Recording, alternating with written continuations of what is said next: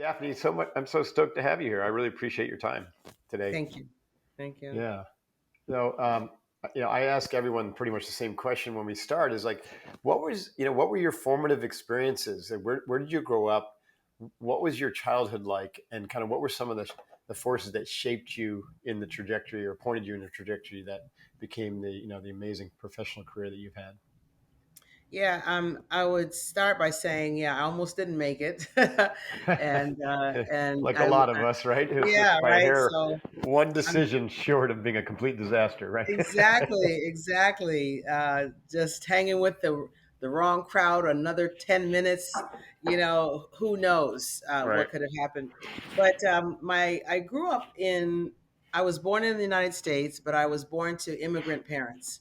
Okay. My mom and dad were Jamaican immigrants. My mom was undereducated, I'll call it, because I know she went to school, so it's not like she was uneducated, but she never made it to college, and so she ended up being an aide that would clean out bedpans and turn patients over in hospitals. Okay. Yeah. She was like that, Important and work, by the way, right? Important work. yes, yeah, bed Yeah. sores and just cleaning up patients. It was, it was tough. And my dad worked the factory floor as well in his role as an assembly line worker.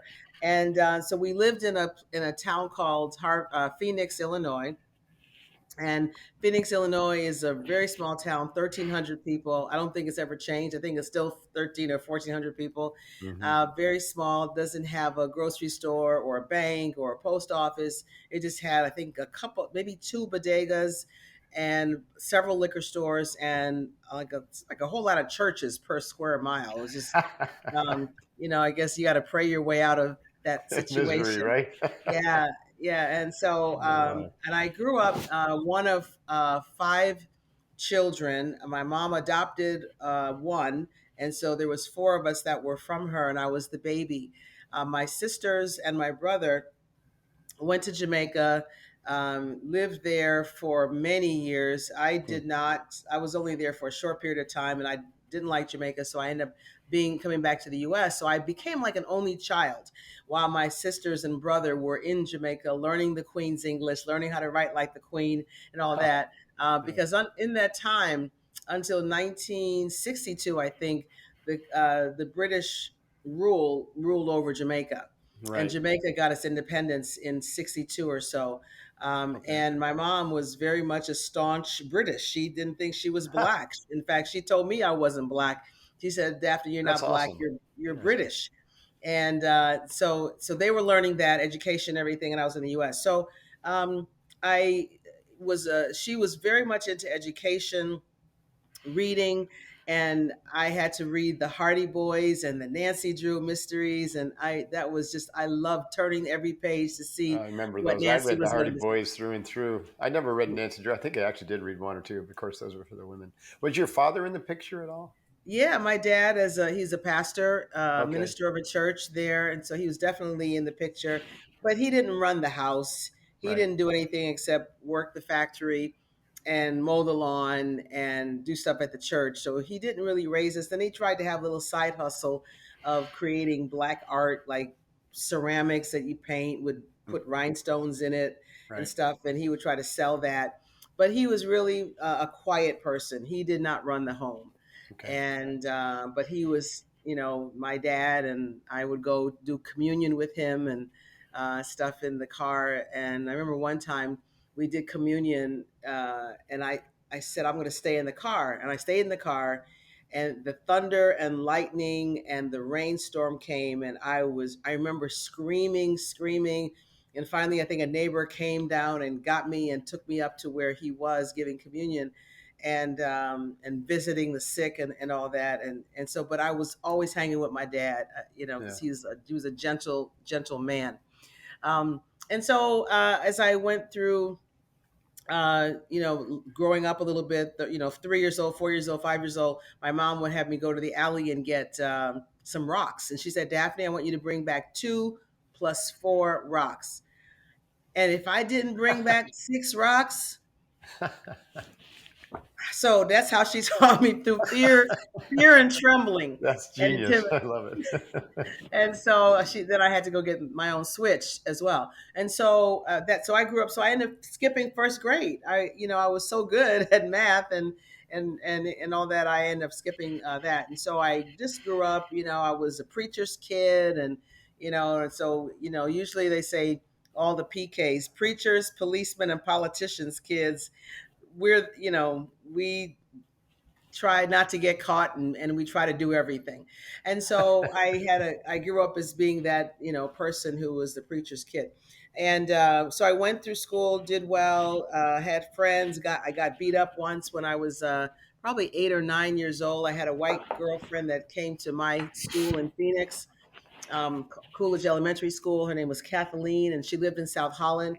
We went trick-or-treating in her neighborhood, and they saw that I was a black girl, and these boys beat me up, and that was my first physical assault I'd ever had.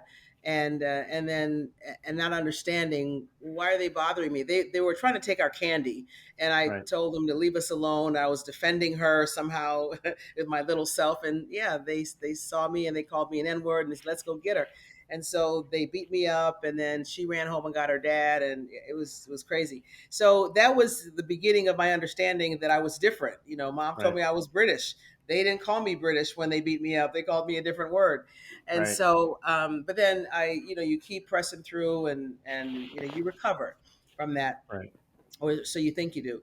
And then I ended up going to high school. And then in this case, instead of the whites coming to my elementary school, I, as an African American from Phoenix, went to Dalton, which was a white neighborhood or white community. So it was Int- desegregation. So we That's were my bused. family. My part of my family name is Dalton, so my middle name is Dalton.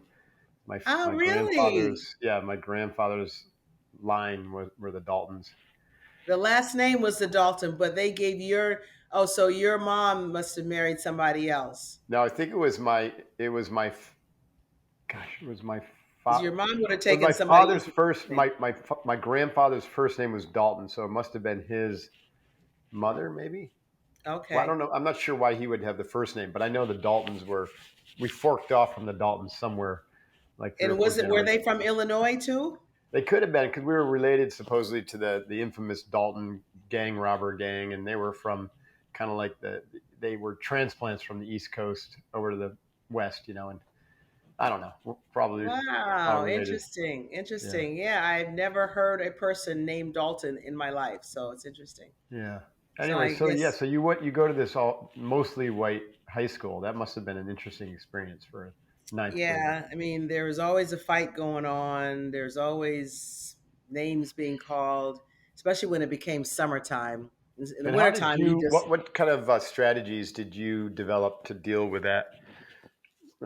Which now we know to be a pretty serious racial injustice, yeah. perpetrated on an innocent ninth grader.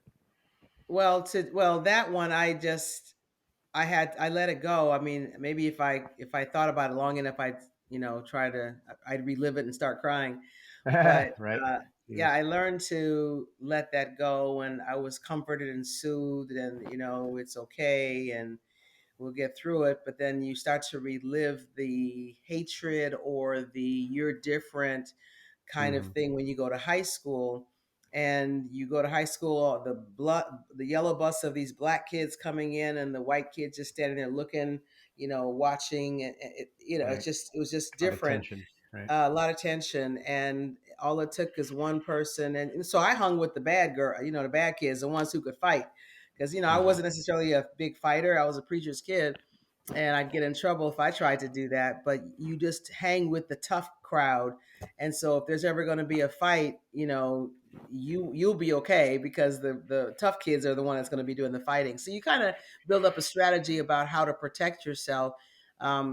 But then, because I was a school educated, or my mom taught me so much, I realized that I could bury myself in activities and school work. And so I became a pom pom girl, and then I became a lassie. So I learned how to do the Highland fling. I can do the Highland fling like right now.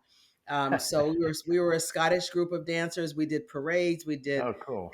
halftime. We did the Chicago Bulls one time halftime, and sword dances, standing a young girl up on top of a drum, and she would, all of us would have part of the drum on our shoulder in a circle, and she would dance a drum dance on top, way up in the sky. And Oh, that's so cool. I was in the high school choir, and so I was very involved. I, took Spanish, I took shorthand and typing, because I knew I was going to go to college, and I wanted to be able to like take really great notes. And shorthand allows you to take great notes, Right. except you got to transcribe them. That's always the tricky thing. But I did that, and so I kind of got through high school without being totally demoralized until my high school counselor, when I was ready to go to college. I thought I was ready to go to college, and I went to talk to him and asked him about going to college. And he said, Daphne, you're going to be better off becoming a secretary, because black girls like you don't go to college. And, if they Jeez. try, if you get in, you may not graduate, you won't get out. And then if you do get out, no one's going to hire you. And he didn't say what I'm about to say now. But as I thought about it many years later, I realized what he was saying was, I did not look like success. I was not a white, blonde haired, blue Right. eyed person, or, green eyed person, or whatever. I look like somebody who should be a secretary. I look like somebody who would watch your children. I look like Right. somebody who would cook your food. And so, Right. how would anybody want to hire me looking this way, let alone maybe one day giving $100 million budget to, or Right. whatever? Would you say that was an example? It wasn't overt racism, but it was systemic racism, is in what they talk about today from the critical race theories. Because Mm, I not having being able to see those things because I didn't experience them, which is one of the the challenges for the white people when they're like, hey, you're part of the system, you're part of that systemic racism. But right. it sounds like you just described an example of how that plays out, which is interesting to me. Yeah, he learned that from somebody. I Right. mean, my my pastor's wife, who lives here, has either a friend or a grandchild, I forgot which one it was, who was used to hanging with a white girl, a little white 4-year-old girl. Hmm. And at one point, she came up to my pastor's first lady's either grandchild or friend's daughter and said, if you had a different skin, I'd be able to play with you again. Wow. And so, where do you learn that from? Right. You learn it from the house, and then everything that is happening in the house then goes into the school, That's or right. into the hospital, into the police force, That's right. into the judicial system. Right. And you learn that from an early age. And so, yeah, absolutely, it was part of that. And it could have been sexism too. Right. Maybe, Right. this is where women belong, and not only black people, but I had the double, and I had the intersectionality That's right. of being I learned that term in my doctoral program. right. Yeah, so I was, yeah, so it and it's systemic. It breeds of privilege, it breeds of not being able to understand a person for who they are, but Right. basically you're stuck right here. You can't go Right. At past the that. surface And level. then Right. and all of your actions then are based on being stuck right here.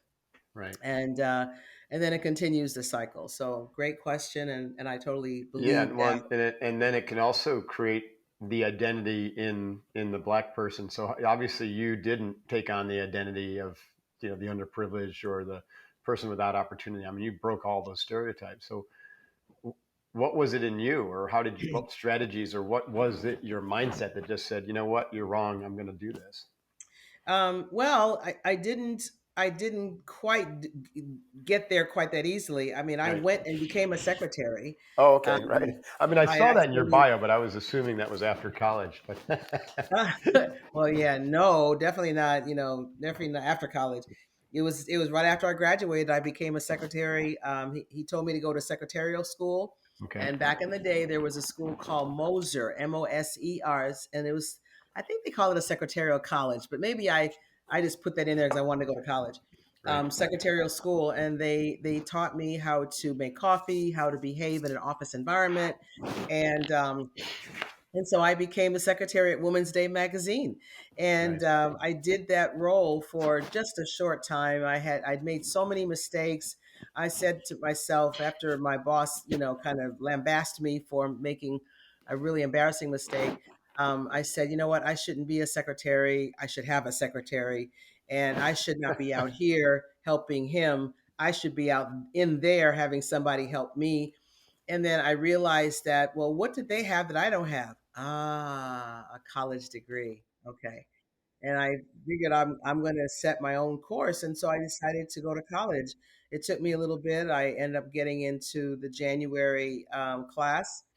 And I went there. And what happened, back to your point about proving somebody wrong, was I got my undergraduate degree in 3 years. So Nice. I skipped first grade, and I basically got my bachelor's degree in 3 years instead of four, and I got my MBA in 1 year instead of two. All right. So you're And like so I'm 3 years like, ahead of your peers in that regard, at least age wise. exactly. I skipped Wow. basically 3 years of school. So I don't know how old I was when I graduated from college. I was 20 years old. Right. 1977. How old was I? Yeah, 20 years old with an MBA. Right. And so it was incredible. And I think I saw that sometimes when somebody has a voice in your ear, the audio doesn't always match the video, because my video of my life in that young stage was playing out that he said it was impossible. That was just his opinion. I had to learn that when somebody says something can't be done, it's not a fact. It's just what they think. Right. And that means that I can think something totally different. And then I can act on that and then and move it. So I realized that there was a dichotomy in some cases between what people say to you and what's really the truth. Right. That's really well said. Yeah. So then now Did the word you? is now the word is inevitable. I'm sorry to cut you off. So I go No from worries. impossible, and in my book I talk about, no, Roger Bannister should never have been able to do the 4 minute mile. Right. That was impossible. Ketanji Brown Jackson should impossible for there to be a black Supreme Court justice that's a woman. Right. It's inevitable, not impossible. And Inevitable. so, will there be a woman president? Everybody's going to It's say inevitable. impossible. No, it's inevitable. It's inevitable. Sooner the better, by the way. Yeah. So I'm curious about motivation because motivation can be both something negative as in this guy saying don't go to college, you won't succeed, or it can be something really positive like just a belief, or your mom saying you can do anything, you're a smart person, and just go for it, right? So what did you have, a combination of I'm going to show and prove that guy wrong, which is a negative intrinsic motivator, or were you always kind of self motivated with a positive drive? It was my mom who would say, Daphne, whoever has your mind has you, and make sure I love that. education, make sure achievement. I mean, she came to this country and did what she did so I could, get the brass ring. So she was rooting for me, and I don't know if she knew any better that maybe being a secretary wasn't a good idea, but whatever I had to do, she supported. But but still, all my life, I have believed that I was a secretary.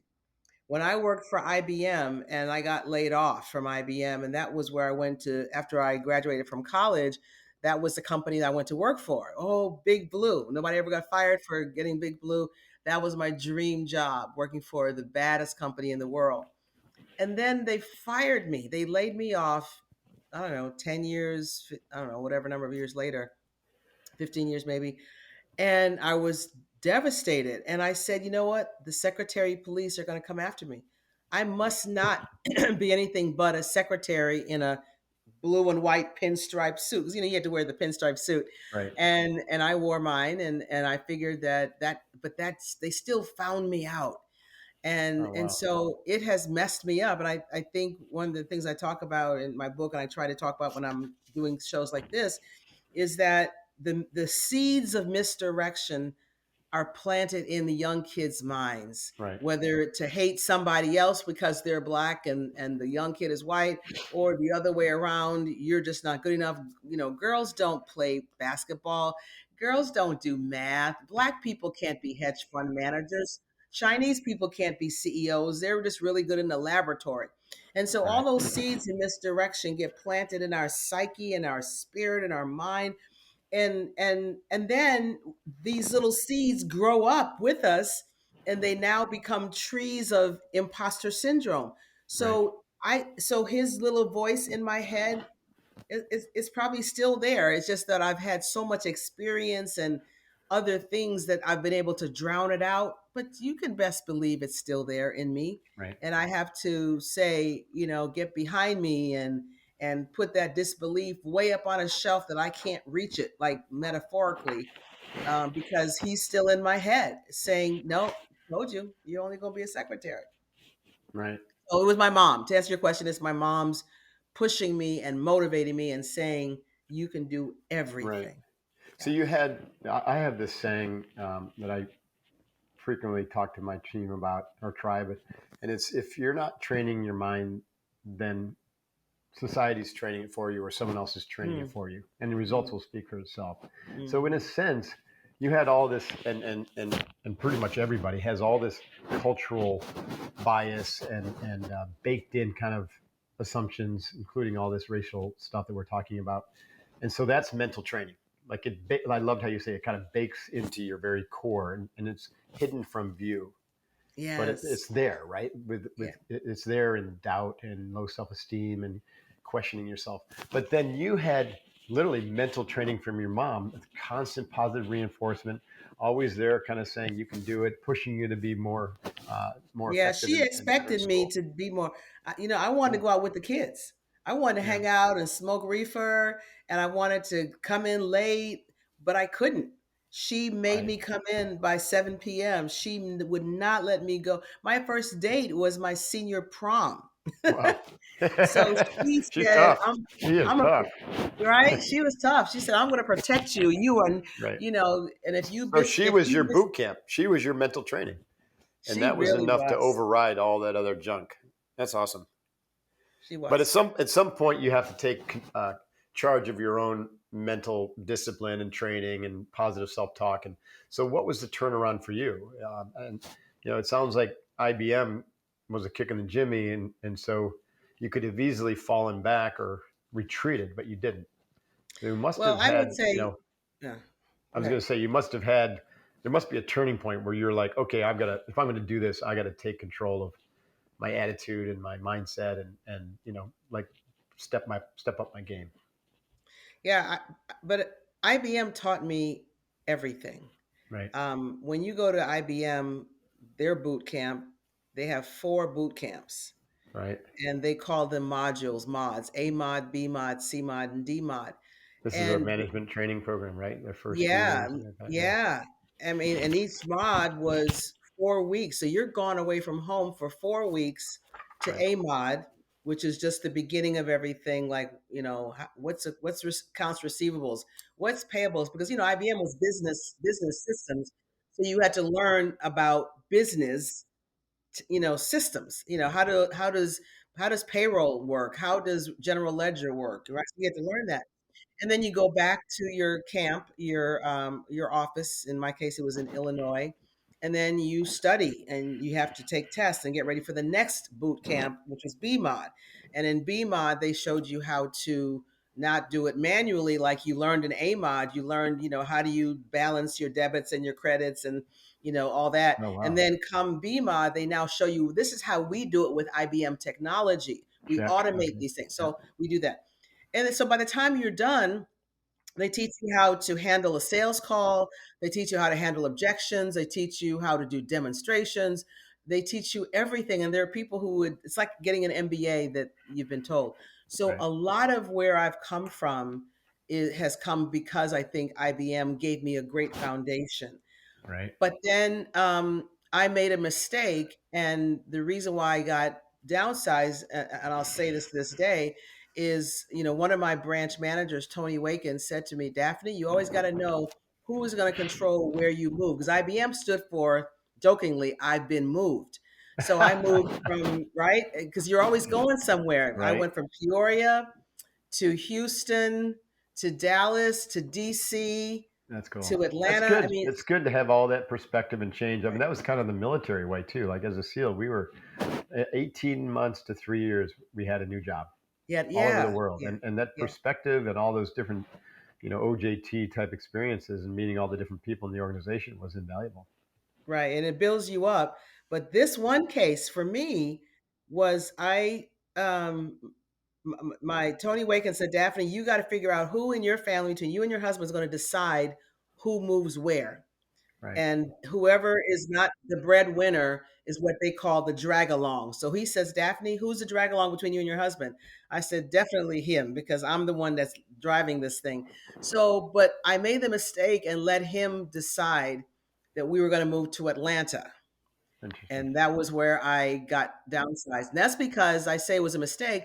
I didn't know anybody there. He wanted to move there and he felt he could make a difference because a lot of black people moved there. He wanted to be successful there. And I'm like, okay, I didn't, and I left my job in DC where I was a manager and I moved to Atlanta for him where I was not a manager anymore. I was individual contributor. I Right. didn't have a network. I didn't have any support. So then when IBM went through economic downturn, they're like, well, there's this new chick, Daphne. She just got here. Who is she? So I became expendable Right. at that time. And so, but then I cried and I couldn't believe it. And I had a house with a pool. I had a son. I'm like, oh my God, what am I going to do? And it was at that point, back to your earlier question, when I said, I can't fail. It's not like I'm too big to fail. I have a son Right. who's looking at me to take care of him, number one, but he's also looking at me as I deal with hardship. And how is he going to handle hardship? When he gets older, he's going to hopefully remember. Well, this is what my mommy did. She cried for a minute and then she got to work. Right. And he was my motivation. So first my mom was, I guess, Right. and then my son became my next motivation to get up and put my big girl pants on and keep That's it awesome. moving. I just want to pin that for a little moment, like relating this again to SEAL training. When I train Navy SEALs and they're kind of standing for the first time with a deer in the headlight, look like with this, it's Commander Mark Devine kind of giving them the opening address. And I always ask them, I said, you're heading into the hardest training and the hardest job on the planet. Mm, What is your why for doing this? What is your why? What is your ultimate reason? What's your purpose? And inevitably I hear, well, I want to prove how tough I am, or I want to go fight the bad guys. And I'm like, oh, these guys are probably not going to make it. But every once in a while I hear someone say, I'm doing this, for my brother, yeah, or I'm yeah, doing this for my son. Even like sometimes you have guys who are in their 20s going into the SEALs, but they already have a kid, or I'm doing this to, because my mom or my sister has cancer, and I want to, I want to go fight, show that I'm yeah, fight for them and yeah, do something hard. yeah. So anyway, my point is that when you have a why that is so incredibly strong and powerful that you're willing to lay down literally your life for that mission, Right, right. like you are for a child, it's like Absolutely. I you're remember unstoppable. Viktor Frankl. That's right. I didn't put this in my book, and I meant to. And I looked at the book like a week ago. I'm like, I didn't put him in there. I always talk about I man's search love for Victor. meaning, It's a right? You know what phenomenal I'm talking book, about. right? Of course, yeah, it's awesome. Yeah. So you're right. He who understands the why will endure the how every That's right. time. That's right. Yeah, it's a great point. Great point. And so he was my why, and then because of my why, I was able to rise back up, and then I had to create my what. Because like, That's what? right. What am I here to do? What's my purpose? And Uh huh. so, but he gave me the why to get up again. So, Yeah. what do you consider your purpose to be? And I bet you it relates to your book. Yeah, it's a so okay. So my purpose, sitting at the top, if you will, is to teach wisdom to the world. Check. I love that. That's a big My one. It's goal good to have a is big, broad purpose. That's very inspiring. I love that. and I won't get to the world, but I'm going to try. And it's about and my it's funny. My husband is the wise one, and I consider myself the smart one. I'm book smart, and my husband is experientially wise. Right. But I still say that my goal is to take my intellect coupled with my experience will make me wise. So my goal is to teach wisdom to everybody that I can, because my goal is for everybody to get to where I am and further faster than I did. So I Wow. became a senior vice president at probably 50 something. I want, now my son Chad, he's a senior vice president and he's 40 something. Wow. Yay. Good for him. Right. Yeah. And so to wisdom to the world. And so the way I do that is I have now my mission. I have two Right. missions. One is the way I achieve teaching wisdom is I speak truth to power. Right. And so, as I'm on the board of companies today, or I am doing talks, or I talk to CEOs about George Floyd as an example, or I talk about digital security, digital transformation, or cyber, I speak truth to those leaders who can make a difference. Right. And the other side of my mission is to empower the underserved and undervalued and overlooked. So, top down, my goal is to speak truth to that power. Right. Bottoms up, I seek to empower, and that's where my book comes in. Is I want to be able to use my platform, my book, to empower and lift up and level up the people Right. who have been told that they won't win. That they won't win. So the Yeah, title of your book, "Win When They Say You Won't," is right. awesome. Right. Yeah, So thank how you. do we win in the absence of any kind of support whatsoever, and further when people are saying you can or you shouldn't Well, or I you're don't not good think enough? I don't know if there's such a thing as absence of support. Okay. I don't know if this is the Bible You quote. just They say, haven't discovered it yet. yes, it's like you have not because you ask not. And there's a part in the Bible that talks about ask, seek, and knock. And the knocking is where you're putting your money where your mouth is, or where your faith is. You're knocking, you're writing people, you're trying to experience that. And people believe that they're alone and they don't have support. Um, Right. it's possible that the company is against you. So it is possible that you've done something that is not good.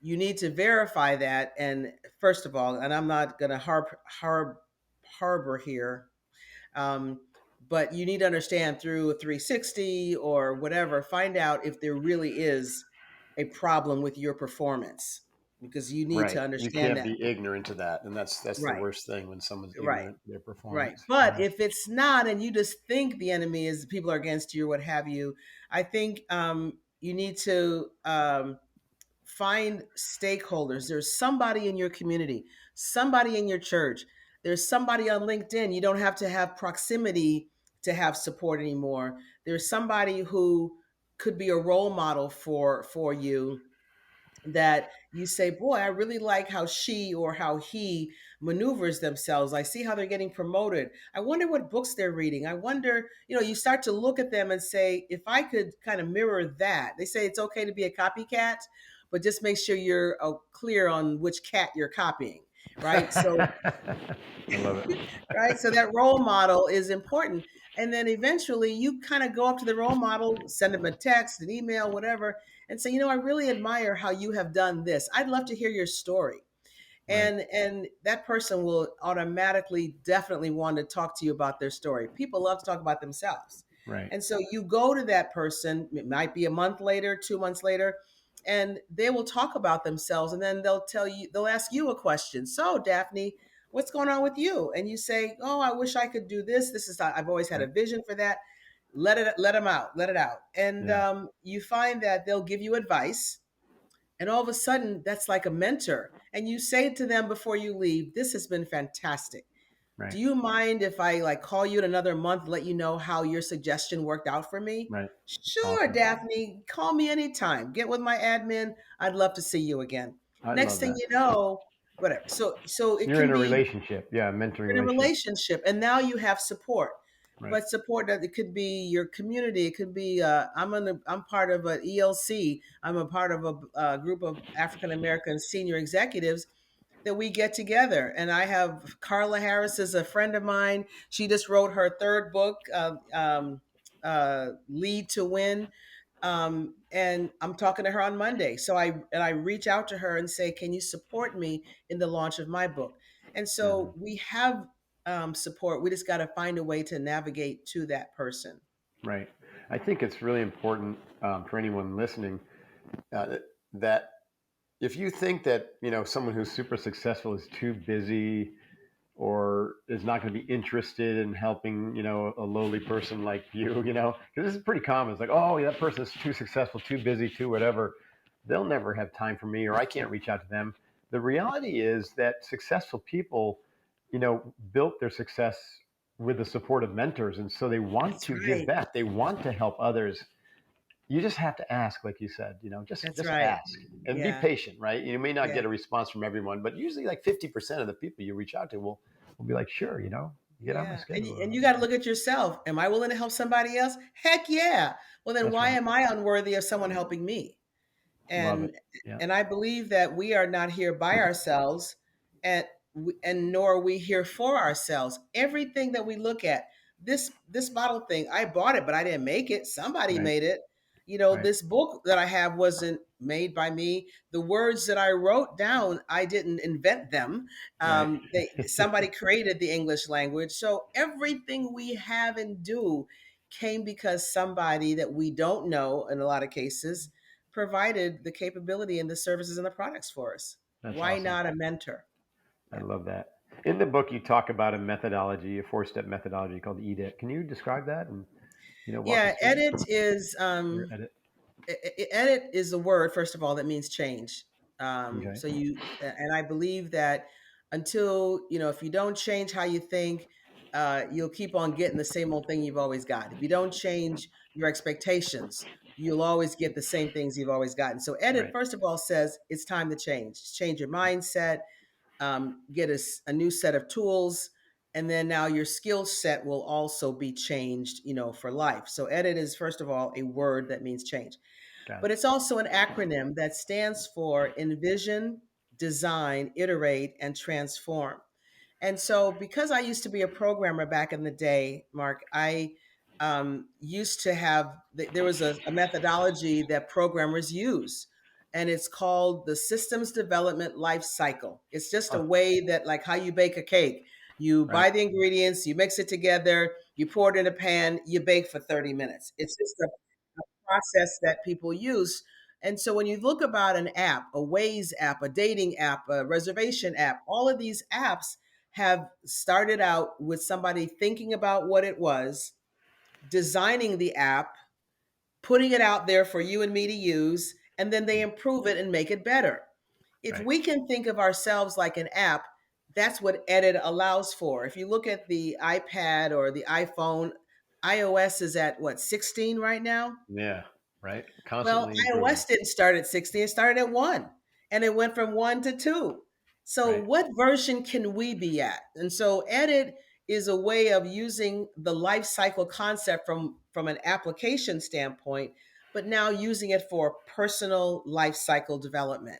Hmm. So you edit by envisioning what you want, and you then design your plan of how you're going to get there. Now, I'm skipping a whole lot of stuff. Part of your Of course. design Yeah. is you Yeah. understand, well, what's your SWOT? What is your headwinds and tailwinds, Right. and who are the stakeholders that you need to help you? Which Uh ones huh. are going to be, who's highly influential in your life, and who is not interested. There are people who may be highly influential in your career, but they don't care about you. Right. Or the reverse, they really care, but they're not going to be really helpful. Or there's people who are highly powerful and care a lot. So I help you with figuring out who do you want to tap into. So that's the design. You design your OKRs, your objectives, and your key results. What are you trying to go after? And Right. you figured out what you're going after in your envision stage. Design is your plan. I is for iterate. Iterate says I start working my plan. I see what kind of feedback I get. I want to learn how to be, let's say, a swimmer. So I have my plan. I'm going to start going to the YMCA 3 times a week. I'm going to do this. I'm going to do that. And then one day you realize, oh my God, I almost drowned today. Do I quit learning how to swim, or do I just alter my plan of how I'm going to learn how to swim? Right. Maybe I went too fast at it. So the iterate is where you go back and forth from design to iterate, back and forth. You just fix a couple assumptions, you tweak some things, and then next thing you know, you're on your way. And so part of the iterate is you either pivot or you persevere. You persevere Right. Right. when you're doing great, and then you pivot. If something wasn't quite right, you go back and you change your plan and you go Hmm. back in the water again. And then transform is what T is stands for. And that means you have gone from not being a swimmer to being a swimmer. You've gone from not being a very good public speaker to being an okay public speaker. So you've transformed yourself into something that you wanted to be and that you were not before. And then the good news is about edit is then after you've transformed, you go right back to the next E. You go Right. right back to what your next vision is. So I want to go from being learning how to swim to maybe being a lifeguard. Right. Okay, that's my next vision. And then after I go through that and transform into a lifeguard, then I want to learn how to maybe be a scuba diver. Right. That's another vision. So it's a continuous improvement cycle I that you love it. go through, and I walk you through how to do all of those things within the book, and that's what edit's all about. That's terrific, and your explanation is like perfect. I'm people really get that right away. I too love models, and I've written a number of books, and I always come up with the new mental model, and it's so fun to come up with those models and to name them, and I people get know. a lot out because they're like there's something that tangible that they can just grab onto and immediately put principles And, to work. I think that's and really valuable. hopefully it's easy to Yeah, understand. That's the whole that one idea is I is want well. The people way to you get it. described it is easy. Of course, you got to do the work. That's the hard part. Got Yeah, to do the work. absolutely right. So One that's more, I think, one more teaching moment is you got another acronym. It's WAIT, WAIT. What is that one? yeah. Weight comes from when I was trying to prove to myself and everybody else that I wasn't a secretary in a Right. pinstripe suit. I wanted people to know how smart I was. And I would just be in the middle of a meeting, just raising my hand, asking some maybe smart, maybe not so smart question, just raising my hand every 5, 10 minutes. Daphne, you have another question? And I realized that now I realize that the more you talk, the less people listen. And sometimes you almost have to whisper and they'll really listen if you whisper. But anyway, so a head of HR came up to me and says, Daphne, you need to learn how to wait. And like, wait for what? Where are we? Somebody coming or what do you mean? And he said, no, no, no. Wait means why am I talking? Huh. Love And it. he said, you need to, number one, understand if your question is really that special that Right. 12 other people don't have a chance to ask it. And number two, Right. does it improve on the silence that it's interrupting? Is your Yeah. I voice love it. improving the silence? And so I had to say to myself, you know what, that is so cool and right. And then I became that person who might, and I sometimes may ask still too many questions, but I would then ask a question like once every 45 minutes instead of Mhm. once every 10 minutes. And so I became a better listener. I became a better contributor because then what I had to offer, I'd write down the questions that I had in my mind. I'd write them down. And eventually, sure enough, somebody would have asked that question. So what I was left with was what I might have then end up asking. And the T can stand for why am I tweeting? Why am I texting? Why am I transmitting this negative body language? Why am I transmitting anything at all? And it also works in your house, in your family. If my husband wants to talk bad to me and yell at me, I can decide why am I getting ready to talk back to him and rile him up even more. So weight can mean a lot of things, including why am I responding? I But love that. Yeah. yeah, that's what it is. That's terrific. I use the Quakers thing. I say, if you're going to respond, make sure that what you say is factually true, accurate. That it needs to be said, meaning it's similar to your point. It's going to add to the conversation. It's not just filler, and it's positive. It's coming from a place of Is love. it nice? Yeah, Isn't it nice? Yeah, and when you absolutely when you right. can't meet those criterions, then zip it.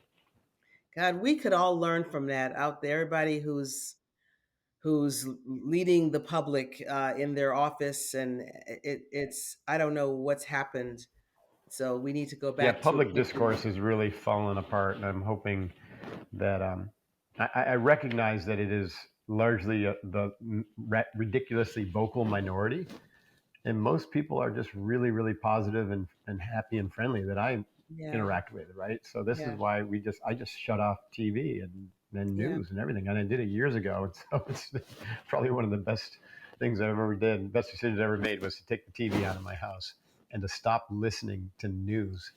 You have no TV in your house? No, I haven't for over 20 years. And it's, and I teach that to my students, I said, take TV out and stop listening to news. And and so I look at, I scan Google News headlines twice a Yeah. day and I play opposite day, right? And I say, what does the headline say? What is the exact opposite? The truth is somewhere in the middle.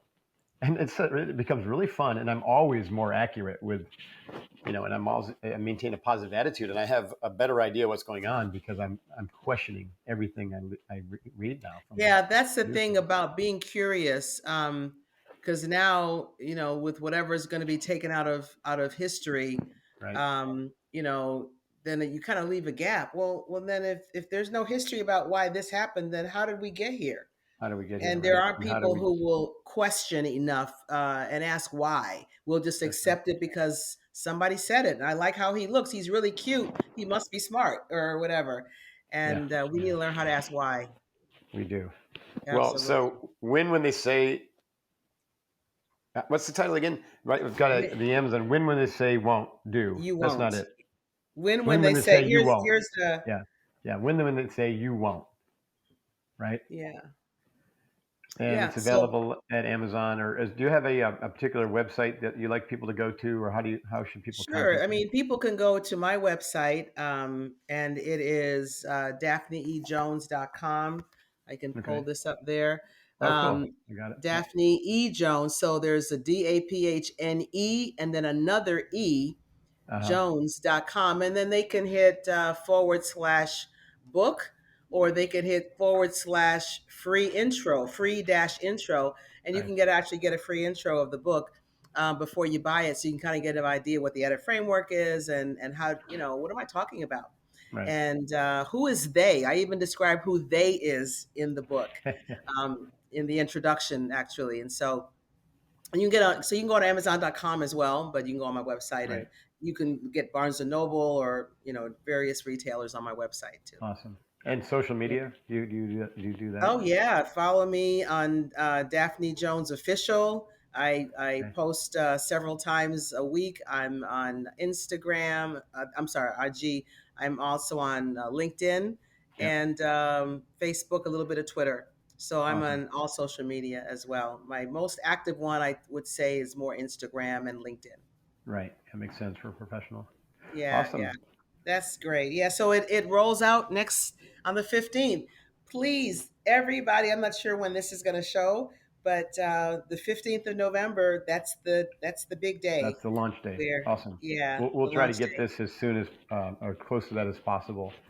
And if not, then it'll be a boost to your sales ex post facto. But good luck with that launch, and it's going to be a great book. And I know you wrote it primarily for women, but it sounds like anybody would really benefit from this. Anyone, Yeah, that is a kind of starting phenomenal out. question. Yeah, Yeah, they asked me, my publisher said, Daphne, who is the book for? It's just for everybody. Everybody for wants to everyone. win. Everybody That's wants right. to level up. But she said, okay, you got to narrow it down. So I Yeah. said, well, who tends to not win as much or be underserved, overlooked, underpaid?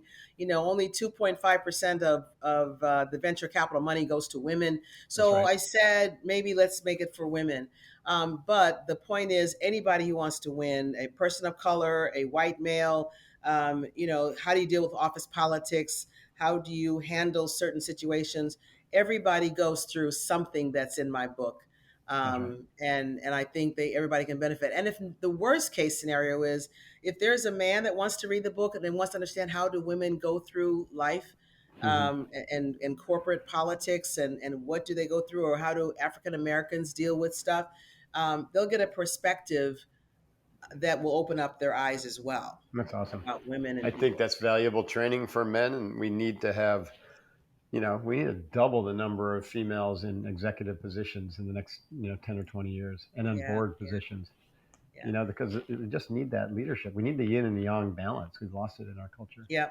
And I think if women, if men get this and say, you know what, I'd like for every woman or every senior woman in my organization to get this book to Okay. help them achieve what you just said, to Yeah. become an executive or a leader or a manager or director or whatever. This book, I mean, this is how I did it.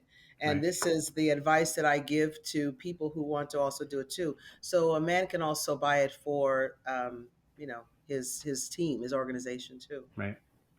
Awesome. Well, Daphne, thanks so much for the work you do and for being such a great example for other women executives and young female leaders. It's really powerful, and I appreciate that. And best of wishes for everything, and let us know if we can help in any other way. Mark, thank you so much. Just talking to you and your curiosity, your listening skills are just tremendous, and I appreciate your Mm. picking out things that you think are also important for others to hear about. So thank Yeah, you. well, thank you. And thank you for being on the Mark Divine Show. And take care. And hoo-yah is what we say in the SEAL teams. Booyah! Hoo-yah.